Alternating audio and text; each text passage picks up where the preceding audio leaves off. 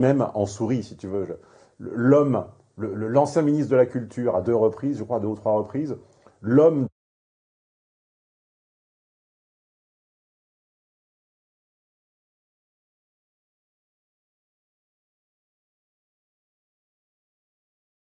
qu'il est. Oui, alors Jack Lang, son interview, donc apparemment, dure 12 minutes 33. Je dis apparemment parce que je ne l'ai pas creusé outre mesure. Je vous donne comme ça le premier impact, ce qui me vient en premier, la première impression.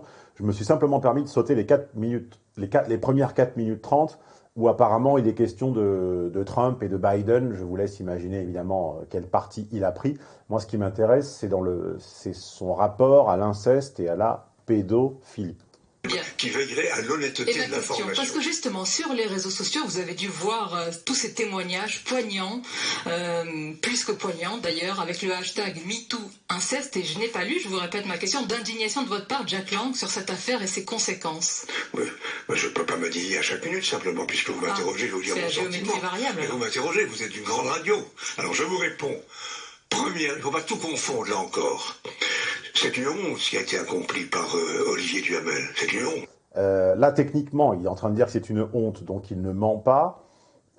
Néanmoins, le choix sémantique, le choix lexical est quand même assez pervers, au sens où, apparemment, les attouchements au beau-fils d'Olivier Duhamel, supposés, hein, bien entendu, toujours au conditionnel, sont qualifiés d'un accomplissement, ce qu'il aurait accompli.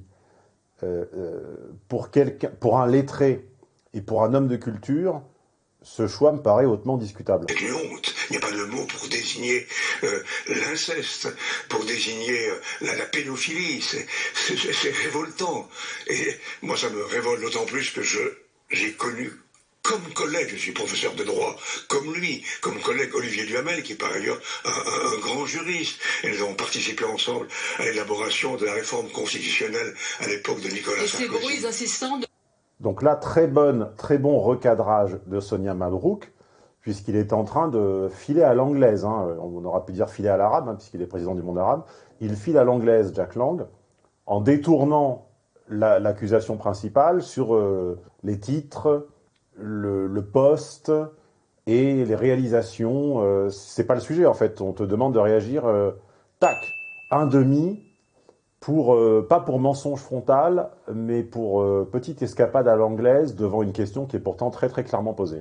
Ne vous sont jamais arrivés aux oreilles, cette rumeur d'inceste ne vous est jamais parvenue? Je ne fréquente pas ces milieux, je vis en dehors de tout ça, je ne vis pas dans ces milieux dont vous parlez. C'est quel milieu? Ah non, là, Jacques, non. Là, je suis désolé, là, tu prends 1 en pleine poire. Donc là, on arrive direct à 1,5. Pourquoi? Pas parce que nous devinons tous que Jack Lang est l'épitome de la gauche et qu'il n'a pu ignorer ça. À la limite, on s'en doute et ça serait trop facile. Là, on fait de l'analyse de faciès, de langage corporel, d'inflexion vocale, de champ lexical. À 2 reprises, le choix de syntaxe qu'il opère est un choix de distanciation. Ces gens qu'il connaît par cœur, qu'il a côtoyés, dont il connaît le nom, le prénom, le plat préféré, les habitudes et les vices, etc., il les décrit à 2 reprises comme ce milieu, évidemment, de la façon la plus générale et la plus excluante possible. Ça, je n'y crois pas. Voilà. Quand vous excluez par les mots, vous voulez vous accréditer ou démontrer une probité qui généralement n'existe pas. Disons-le, c'est une gauche caviar parisienne, c'est un entre-soi culturel. Je n'ai rien à voir avec ça, madame. Je n'ai rien à voir avec ça, madame. Le madame est celui que tu sors au flic ou au juge quand tu es pris la main dans le sac. C'est pas moi. Hein. Qu'avez-vous à dire pour votre défense? Wallah, c'est pas moi. Donc là, c'est une version lettrée du c'est pas moi, monsieur. Du voleur de poule, quoi. Donc là, on était à 1,5, on passe à 2, hein, je suis désolé. Hein. Je suis un homme d'action, je suis à la tête de l'Institut du monde arabe. Mais quel est le rapport? Tu es un homme d'action et donc tu serais étranger à toute forme de désir pour des adolescents parce que tu es un homme d'action, au contraire. Enfin, qu'est-ce que ça veut dire? C'est pas un mensonge, mais c'est hors sujet, encore une fois. Et que tu sois président d'un institut, ça ne change rien. Je veux dire, Duhamel était président de la Fondation nationale de sciences politiques. Ça ne te disculpe pas d'être président. Ah bah, je suis un universitaire. Tu es un universitaire et alors les relations avec des jeunes hommes sont généralement le fait d'hommes lettrés, voire d'écrivains notoires. Donc le fait que tu aies acquis tes galons dans la fonction publique ne change rien en fait. Et je ne participe pas à des mondanités qui me sont totalement étrangères. Cette assertion est tellement grotesque que lui-même en sourit, si tu veux.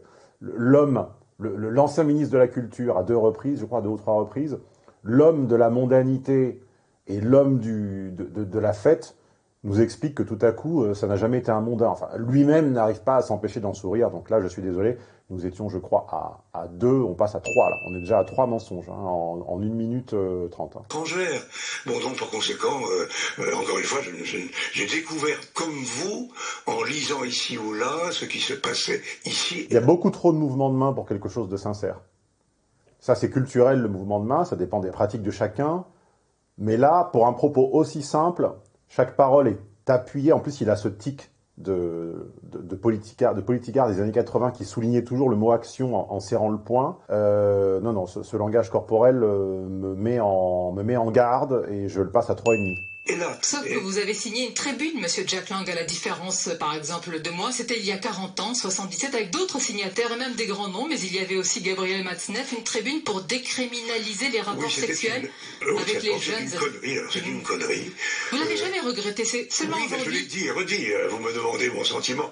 On était très nombreux à l'époque à signer ça, c'était Daniel Cohn-Bendit, c'était Michel Foucault, c'était... Matzneff, Cohn-Bendit, donc c'est ce qu'on appelle la crème de la crème de la crème de l'époque. Hein. Série d'intellectuels. Ah Bon, bah oui. c'était Et l'après donc 68, Oui. et nous étions portés par une sorte de vision libertaire, fautive. Parce que c'était une revendication libertaire ou... Vous voyez, bon, je ne l'excuse en rien, au contraire, si vous saviez quelle inimitié je suis naturellement porté, avoué à Jack Lang. Néanmoins, quand on a une thèse et qu'on s'y tient, il n'y a pas de geste superflu. Écoutez, c'est fautif, il n'y a pas de surenchérissement au niveau de la démonstration, il n'y a pas de geste inutile. On est fautif. Point. Techniquement, d'un point de vue de l'expression, c'est correct. C'est correct et ça n'est pas un mensonge au sens où c'est l'expression simple d'une pensée c'est l'expression simple d'une pensée assez simple. Il s'attendait à être pris au piège, il avait déjà préparé sa réplique, mais vous voyez la différence entre surenchérir, déclamer avec force brassage de vent, et simplement répondre de son mieux en une petite saillie comme ça, en une phrase. Une série d'intellectuels. Ah Bon, bah oui. c'était Et l'après donc 68, Oui. et nous étions portés par une sorte de vision libertaire, Le vent. fautive. Parce que c'était une Fautive, point, voilà. Il avait préparé cet aveu de culpabilité, et finalement, quand il le délivre, il est, je suis désolé de le reconnaître, assez bon. Enfin, il va redevenir très, très abject dans quelques secondes, mais en tout cas, là, je ne le compte pas à son crédit ou à son débit. Une revendication libertaire ou plutôt un appel à décriminaliser les rapports sexuels avec les enfants? Je n'ai plus la mémoire exacte, mais disons qu'en tout cas, c'est une pétition qui remonte à plus que 40 ans d'ailleurs. Je n'ai plus la mémoire exacte de quelque chose qui m'a été reproché toute ma vie, dont je sais sur lequel je sais que je vais être cuisiné. Non, j'y crois pas. Je suis désolé, je pense que tu sais pertinemment ce que ça contenait. Et on rajoute un demi, je ne sais plus si on était à 3 ou 3,5. 60 ans, je n'en sais rien, était une connerie inacceptable. Peut-être on va rafraîchir la mémoire à nos auditeurs. Voilà ce qui était écrit. La loi française se contredit. Elle ne lâche pas, hein. C'est un chien de combat, Sonia Mabrouk. Là, elle ne lui veut aucun bien. Là, bien. Teigneuse, j'aime bien ça. Parce qu'elle reconnaît une capacité de discernement à un mineur de 13 ou 14 ans qu'elle peut juger et condamner, alors qu'elle lui refuse cette capacité quand il s'agit de sa vie affective et sexuelle. Autrement dit, un enfant peut être consentant quand on lit ça. Mais écoutez, si on ouvre le débat à l'époque, nous n'étions pas seuls à dire cela. Il y avait même des personnes éminentes, je pense à Catherine Dolto, même si elle était prudente, à professer ce genre d'appréciation. Ce n'est pas mon sentiment aujourd'hui. En tout cas, quand vous... Mais pourquoi Ça, c'est une phrase de communicant. Hein. Ça, j'ai été coaché en communication à l'époque du Bad Buzz avec M6. Ce n'est pas mon sentiment aujourd'hui. C'est simplement la version communicante la moins risquée à prononcer, la plus ronde, celle qui présente le moins d'aspérité, le moins de failles. Donc ce n'est pas un mensonge, c'est une communication. vous l'avez signé à l'époque? Mais Je vous dis que c'est une connerie aujourd'hui, mais quand même, quand on lit cela, Jack Lang, ça prend aux tripes, avec tous les témoignages que l'on lit. Après mai 68, une partie de l'intelligentsia libertaire, une partie aussi de la gauche a défendu au nom d'une révolution sexuelle l'indicible. En tout cas, c'est l'indicible. En effet, vous me demandez mon sentiment. Non, elle n'a jamais demandé ton sentiment. C'est une paraphrase, c'est une reformulation. Tu places au niveau des sentiments. Elle te demande une explication logique à un comportement et tu réponds par un sentiment. Non, ça c'est une façon de raisonner très féminine. On ne te demande pas ton sentiment. On te demande de te justifier et de t'expliquer. Combat et j'ai combattu en permanence l'inceste, la pédophilie, cette violence sexuelle. J'ai été un militant permanent, en particulier des violences faites aux femmes. J'ai écrit des livres. Oui, donc ça c'est toujours l'association, un petit peu comme a fait Frédéric Millon à Sciences Po, à qui on a demandé une réponse à vif, à chaud, aux accusations d'inceste vis-à-vis de son collaborateur. Enfin, j'ai expliqué celui qui a même fait campagne pour lui à la présidence, qui était Olivier Duhamel.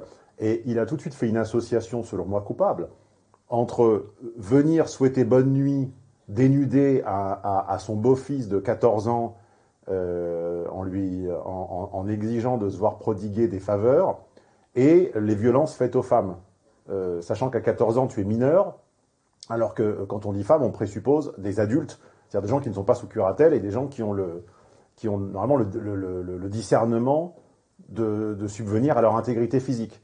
Et ça, c'est très coupable. Et ça, c'est une facilité. C'est pas un mensonge, mais c'est un paralogisme, c'est une facilité. C'est très laid de faire cette association, à moins de considérer, ce qui serait très misogyne, que les femmes adultes ont le discernement d'un enfant de 14 ans. Mais à ce moment-là, il y a quelque chose qui m'a échappé. Enfin, c'est pas ma conviction, personnellement.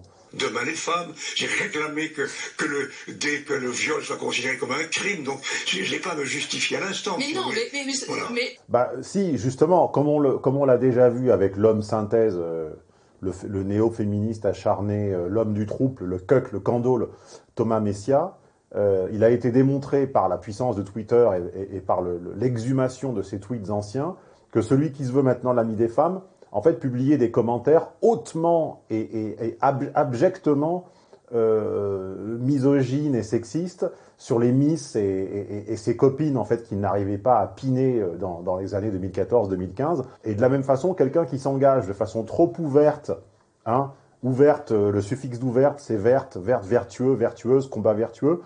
Celui qui se lance dans une lutte trop ouverte contre les violences a généralement l'ambition cachée de s'octroyer une vertu qui lui échappe. Hein. Mais c'est pas une justification, c'est un éclaircissement. Parce que pourquoi Je on vous ai vous répondu, retrouve... je ne vais pas en dire plus. Pourquoi on vous retrouve du côté... Elle est bonne, là. Je suis désolé, vous en pensez ce que vous voulez, mais il monte dans les tours, il s'énerve, tout simplement, et face à un homme qui, on en pense ce qu'on veut, a eu cette vie, a eu ses responsabilités, a cette notoriété spontanée, elle ne s'écrase pas et elle lui répond comme dans un match de tennisman. Alors, c'est pas de la boxe, c'est du tennis en fond de cours avec des revers à deux mains. Hein, et elle ne se démonte pas, elle le soutient du regard et elle lui... J'ai dit tennis, mais vous voyez, j'ai presque inconsciemment pensé au ping-pong, au tennis. Elle renvoie la balle de la main comme ça. Et c'est fort, c'est vraiment bien fait. Aujourd'hui, c'est inacceptable Bien et sûr, intolérable. mais pourquoi on vous retrouve du côté de la défense de ceux qui sont accusés, rarement du côté de celles et ceux qui souffrent? Écoutez, aujourd'hui, nous sommes en lutte les uns et les autres contre l'inceste, les atteintes à la pédophilie, les atteintes aux mineurs. C'est révoltant, et en effet, il se fait qu'un jour, il y a 50 ans ou 60 ans, nous sommes une cinquantaine d'intellectuels à avoir écrit une connerie. Qu'est-ce que je dois faire? M'immoler devant vous? Je dois Non, je peux rien dire de plus. comprendre. On a fait une connerie, et basta, voilà. Et depuis lors, j'ai combattu, comme tant d'autres, contre ce genre de bêtises.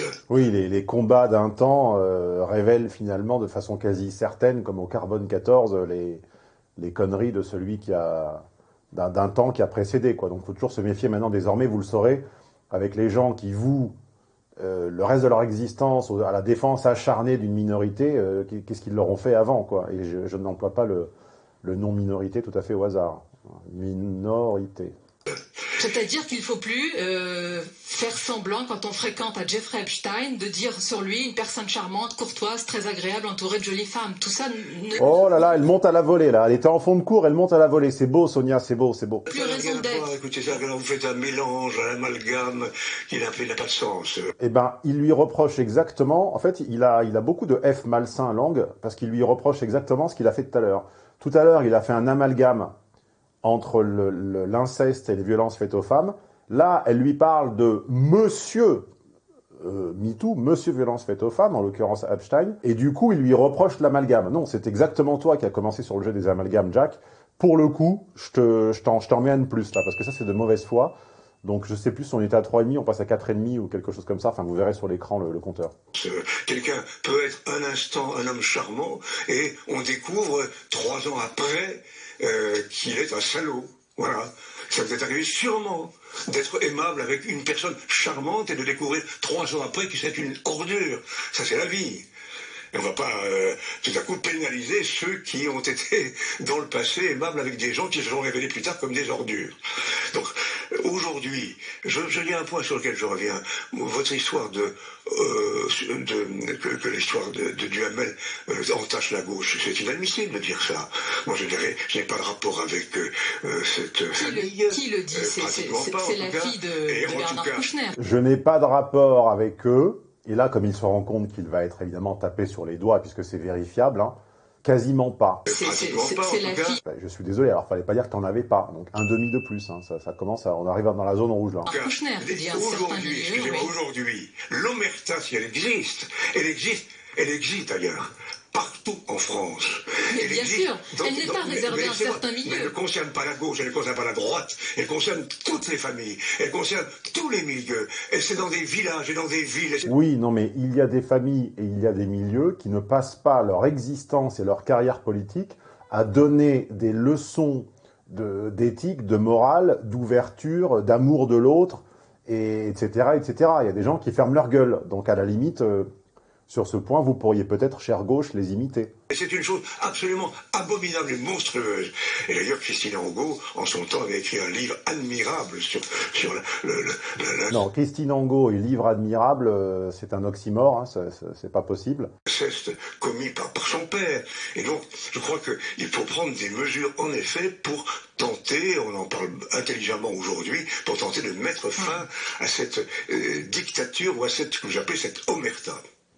Et Jack Lang, vous savez ce qu'on dit, la vérité, cette rumeur qui se promène comme un mensonge. Il peut y avoir aussi des rumeurs sur beaucoup de personnes. Il y en a également sur vous. Comment vous réagissez? Ah non, les rumeurs me concernant, alors là, je me laisse de glace. Si vous voulez, donc je ne regarde pas je n'écoute pas les réseaux sociaux. Les choses se répètent à l'envi. Je suis clair en moi. Je suis animé par un idéal de vérité, de justice, Exactement ce que je disais il y a une minute.